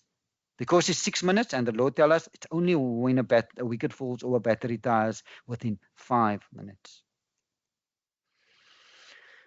When it comes to the start of the session or the end of the session, when bowlers in umpire to call play at the start of the game or at the resumption of play after an interval or interruption. Example of this, in our test match, day 1, game starts at 10 o'clock. So firstly, the umpires will take the field. Secondly, the fielding side will take the field. Then the batters. Bowlers will, the fielding side will choose an end. Batters will decide which end they will go. Batters will then take their mark. Bowlers and umpire will then check if everyone's ready. Scorers, batters, fielding side. Once everyone is ready to start, what the bowlers and umpire will then do is call play. And as soon as the bowlers and umpire calls play, that will indicate the start of the match. The bowler will then start his or her run-up to bowl the first delivery of the game. Same principle apply after lunch. Umpire will wait till everyone's ready. Bowlers and umpire will then call play, and then the bowler will bowl the first delivery after lunch. So that the call of play is to indicate the start of the match or any session. Call of time. Similarly here, bowlers and umpire to call time at the end of the session, before any interval or interruption, or at the conclusion of the game. An example, our lunch is at 12 o'clock. When we get to 12 o'clock, the final ball gets bowled.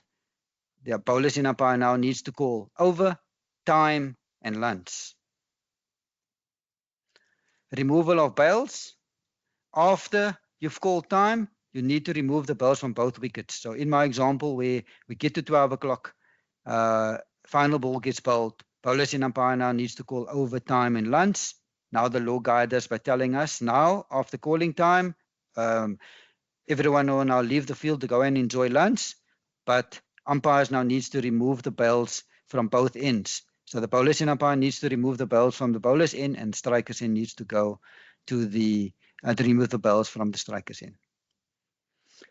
Starting a new over. So in modern cricket, and I've mentioned that in a test match, play starts at 10, ends at 12 o'clock. So 12 o'clock we'll enjoy lunch. So let's say we get to 11:59, and now it's the end of the over. Can we take lunch? No, we cannot take lunch yet because it's only 11:59. Law tells us we must take lunch at 12 o'clock. So now what do? So now the law guides us by saying, yes, it's only 11:59, but now we need to see, and the umpires now needs to walk at a normal pace, not sprint towards their respective end. So it's 11:59. Bowlers and umpires now called over. You cannot take lunch because it's normal. It's 11:59. Now umpires called over. So the one umpire now needs to move towards the striker's end, and the other umpire now needs to move towards the bowler's end. So umpires now needs to walk at normal pace. So if the strikers and umpire walking at normal pace gets to behind the stumps before 12 o'clock, another over should be bowled. If the strikers and umpire does not get to behind the stumps before 12 o'clock, lunch will then be taken. Completion of an over.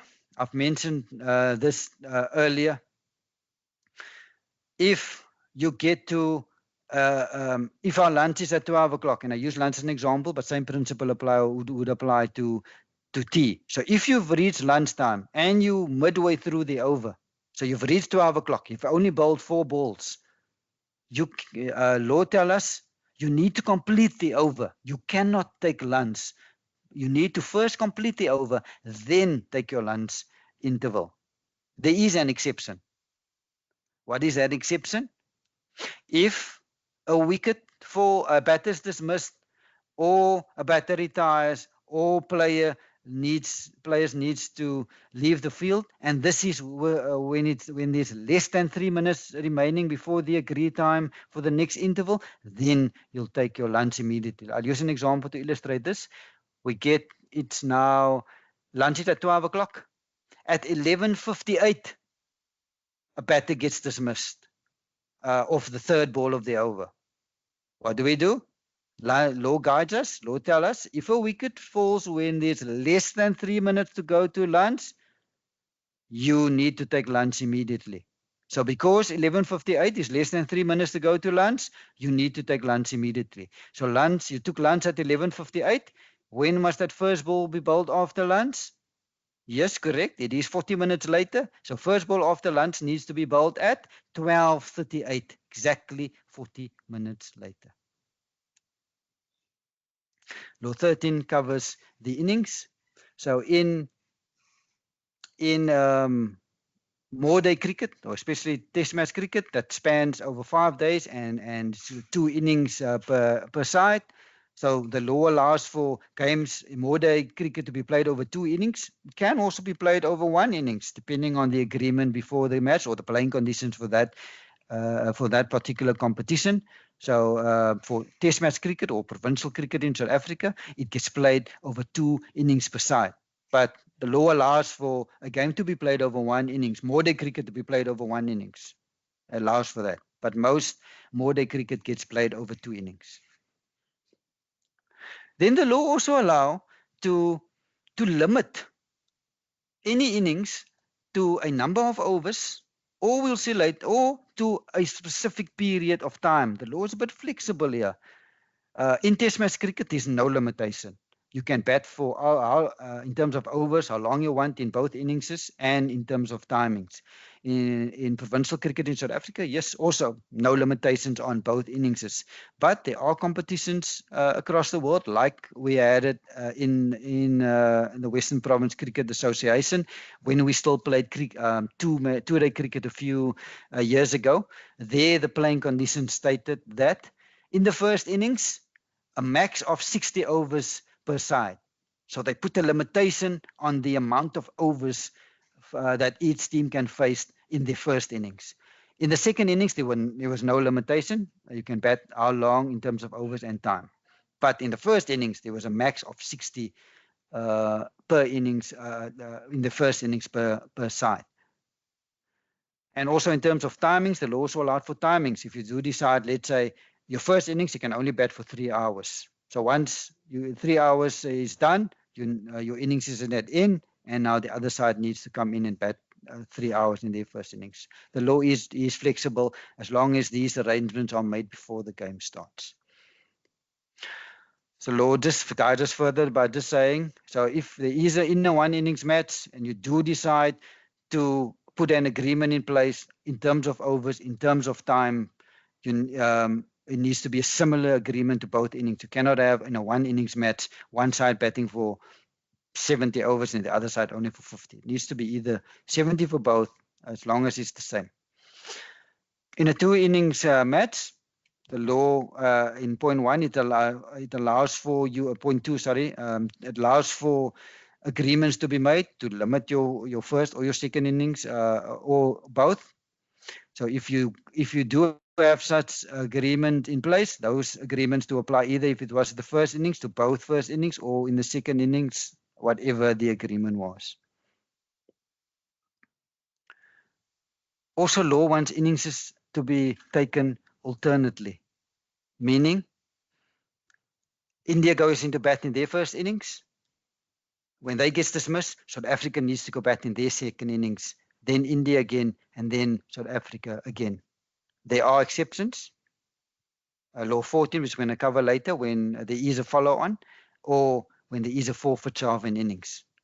But otherwise, innings needs to be taken alternately. So when is an innings completed?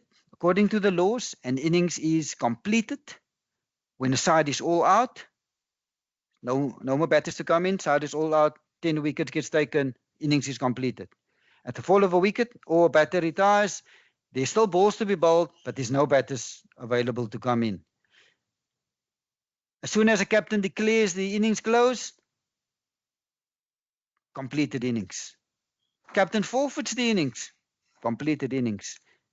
And lastly, we spoke about it in the previous law, where we said if there is an agreement to limit the number of overs to the first innings, as soon as that number has been reached, like in Western Province, there was a 60 limit maximum to the first innings. As soon as the side reached 60 overs, no matter what they score, how many wickets down, that innings is now at an end. And same principle apply to if a prescribed time has been reached. So when it comes to the toss, in terms of the toss, who needs to be there? Both captains needs to be at the toss. Where does it need to take place? On the field of play. Who else needs to be at the toss? One or both umpires, preferably both. There are times where it's not possible to have both, but at least one umpire needs to be there. So we do know now in terms of the toss who needs to be there. Captains needs to be there. And at least one umpire. We also know where on the field of play. So where's on the field of play? Actually, the law tells us anywhere on the field of play. As long as you put your foot over the boundary, that's on the field of play. So technically, according to the law, the toss can happen as soon as you put your foot over the boundary, right there at the boundary edge, you can actually toss there. But we all know customary, the toss takes place next to the match pitch. So in terms of timings, there's a window period for the toss to take place. There's a 15-minute window period. So in our test match, as an example, that starts at 10 o'clock on day one. That 15-minute window period is from 9:30 till 9:45. So anytime between then, toss can take place. So can we toss at 9:35? Of course you can. Can you toss at 9:40? Yes, you can. 9:25? No, you can't. It's not within the window period. Nor at, let's say, 9:48. Cannot toss because it's not within that window period. So now toss is completed. Captain of the side, whoever wants the toss will now then notify the opposing captain whether they're going to bat or bowl. And as soon as they've notified, that decision cannot then be changed. And also, you need to notify the opposing captain immediately. You cannot have a captain winning the toss saying, umpire, just give me 5 minutes. I want to discuss it with my coach first. I'll get back to you. No. Soon as whoever won the toss, they need to let the opposing captain know immediately whether they want to bat or bowl. And that decision, after they've made it, cannot be changed. Penultimate law that I'm covering this evening is the follow-on. What is this concept of the follow-on and how does it work? When a side leads on the first innings, and we'll start with a 2-innings match of 5 days or more, and we'll use test match cricket as an example. Back in the day, they used to play more than 5 days, but these days, test match cricket spans over 5 days. So in our test match of 5 days, the law allows for a side that batted first and then leads the opposition by at least 300 runs after both innings have been first innings has been completed. That captain shall have the option to ask the other side to follow on. I'll give an example to illustrate how this principle works or how this law works. I'll use South Africa and India as an example. So South Africa batting first in their first innings. South Africa scores 600. They get dismissed for 600 runs. India now going to bat, and they dismiss India for 395. So now what you need to calculate is how much is the lead on the first innings. And in our example, the lead on the first innings is 205, with South Africa scoring 600, India getting dismissed for 395. So the lead that South Africa have in their first innings is 205. So now, how this law works is the lead needs to be at least 200 runs. And if it is, the captain and then have the option of asking the other side to follow on. The option is on the table, doesn't have to exercise the option, can decide not to exercise the option. So in our example, with the lead being 205, does the captain of South Africa have the option to ask India to follow on? Yes, they do, because the lead is 205, and the lead must be at least 200 runs. Just another example to illustrate this. If India had to score 405, what was the lead then? 195. Does South Africa have the option to ask India to follow on? No, they don't, because the lead is 195. And to have the option to follow on, the lead needs to be, in Test match cricket, 200. So we all know that not all more-day cricket spans over 5 days. Like in South Africa, the provincial cricket gets played over 4 days. Colts cricket gets played over 3 days. There, the lead should be 150, and you apply the same principle. Just the lead is slightly less.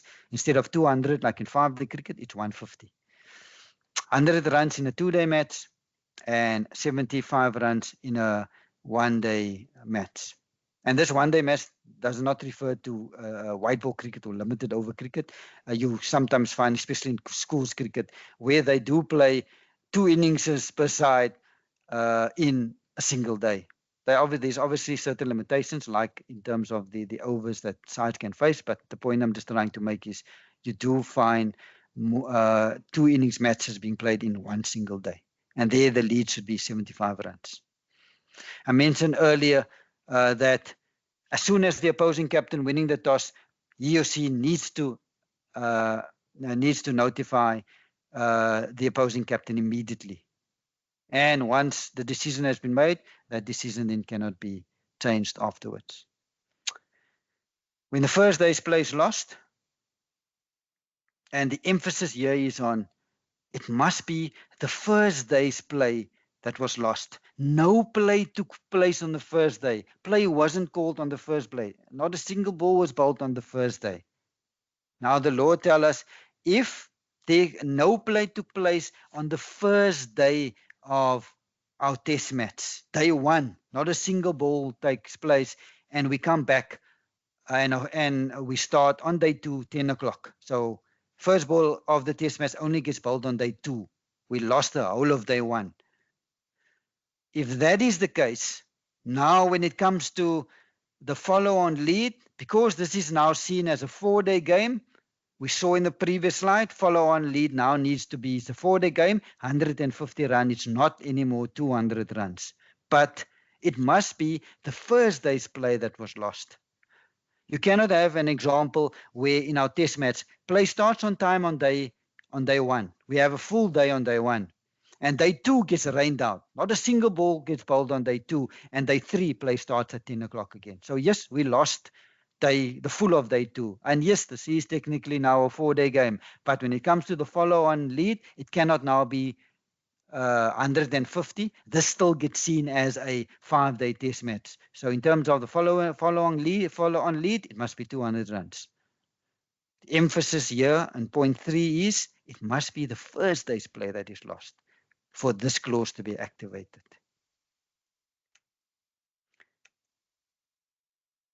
In terms of time of declaration, captain of the batting side may declare an innings close whenever the ball is dead. Captain of the batting side have that option to declare the innings close. In terms of forfeiture of an innings, captain may forfeit either of his side's innings at any time before the commencement of that innings, and we saw earlier that a forfeited innings to be considered as a completed innings. As soon as a captain declared or forfeited an innings, needs to notify the opposing captain, and once notified, that decision can then not be changed. We do have an example, and this is the only example in Test match cricket where there was a forfeiture, and this happened in the year 2000 in a Test match between England and South Africa, where there was lots of rain involved in this Test match, and then to try to make a game of it, the two captains, it was Nasser Hussain of England and Hansie Cronje of the late Hansie Cronje of South Africa. What they then decided to make a game of this is England to declare their first innings without facing a delivery, and South Africa to forfeit their second innings. They now tried to make a game of it, and then what happened? This was then found out that there was an investigation, and there was discussions between the late Hansie Cronje and a bookmaker, and there was match fixing, and this Test match was scrapped from the archives or the record books. This is an example of the only forfeiture of an innings in Test match cricket. It is now 17:45. Tom, I'm going to stop here. We can continue with Law 16 on Wednesday afternoon. I'm now handing back over to you, Tom. Thank you very much, Abdullah. A full session today to get us started in our umpiring introduction course. I see during the presentation only one question has come up. I don't know if it is because they understand everything, Abdullah, or if everything has gone over their heads and it was actually overkill how much we presented to them. But let's go through that one question, and then we will deal with the questions of the hands up in the meeting room. So Elihle Nzama asks, how do you prepare mentally for high pressure situations in matches? And are there opportunities for advancement or professional development? So Elihle, umpiring nowadays, especially at the highest level, at international level, is a full-time profession for those who are privileged enough to be in those positions. And we do get continuous development in terms of training that we are exposed to. On a weekly basis, we get quizzes from our umpire coaches, which deal with scenarios on the field that we need to research using laws and playing conditions to answer. So what they often do is they use real match scenarios which have recently occurred so that we are up to date in terms of our knowledge and application of laws and playing conditions to real life scenarios. During the off season is when we can do most of our law and playing condition theory upgrades.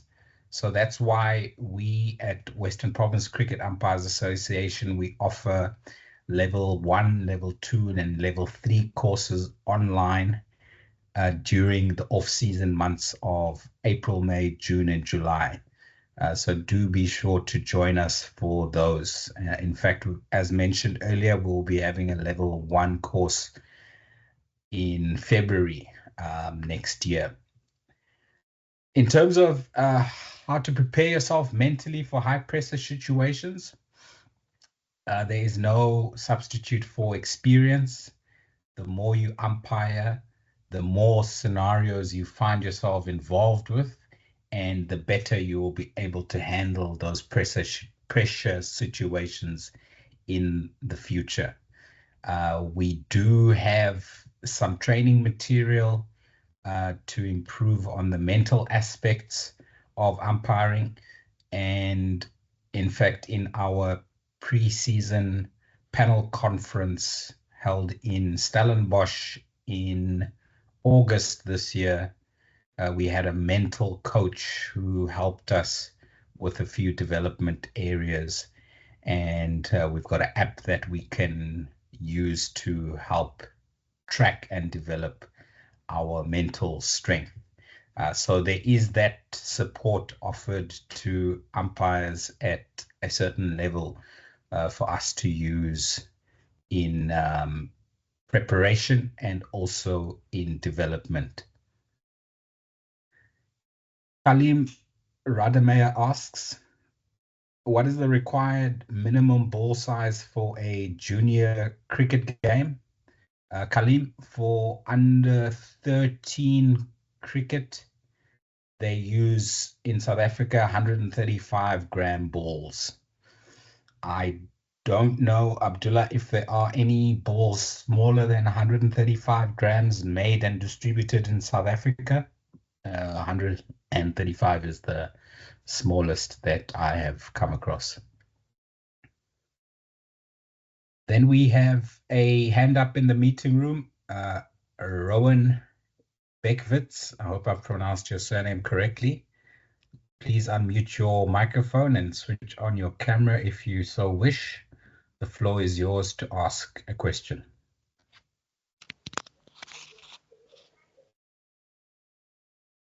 Hi, can everybody hear me? Loud and clear, Rowan, go ahead. I just wanted to request, because a lot of information was shared, and trying to keep up with notes and all of that. Is there a possibility, because I see that the session was recorded, are we able then to get a copy of this session so that for those of us that just want to do a rerun on it and just to go through it again, would that be possible? Yes, Rowan. After this lecture, I will download the recordings and then I will upload them onto our YouTube channel. What I'm going to do is I'm going to type in the YouTube channel into the chat box, and in about 3 hours' time, the recording of this lecture will be available on our YouTube channel for you to watch it in your own time. Good evening. Thank you so much. You're welcome. I see no more questions or comments in the chat box. I see Melanie has mentioned that she has got no questions.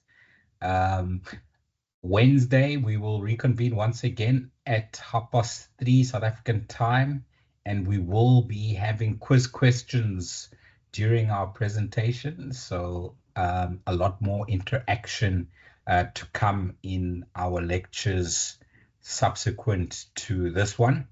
So I hope you will all join us again on Wednesday, and you will add to the interaction and the comments and questions that you might have.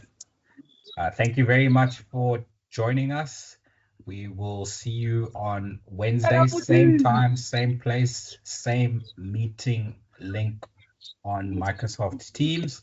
I will send a reminder a couple of hours before the lecture starts, and we hope to see you then.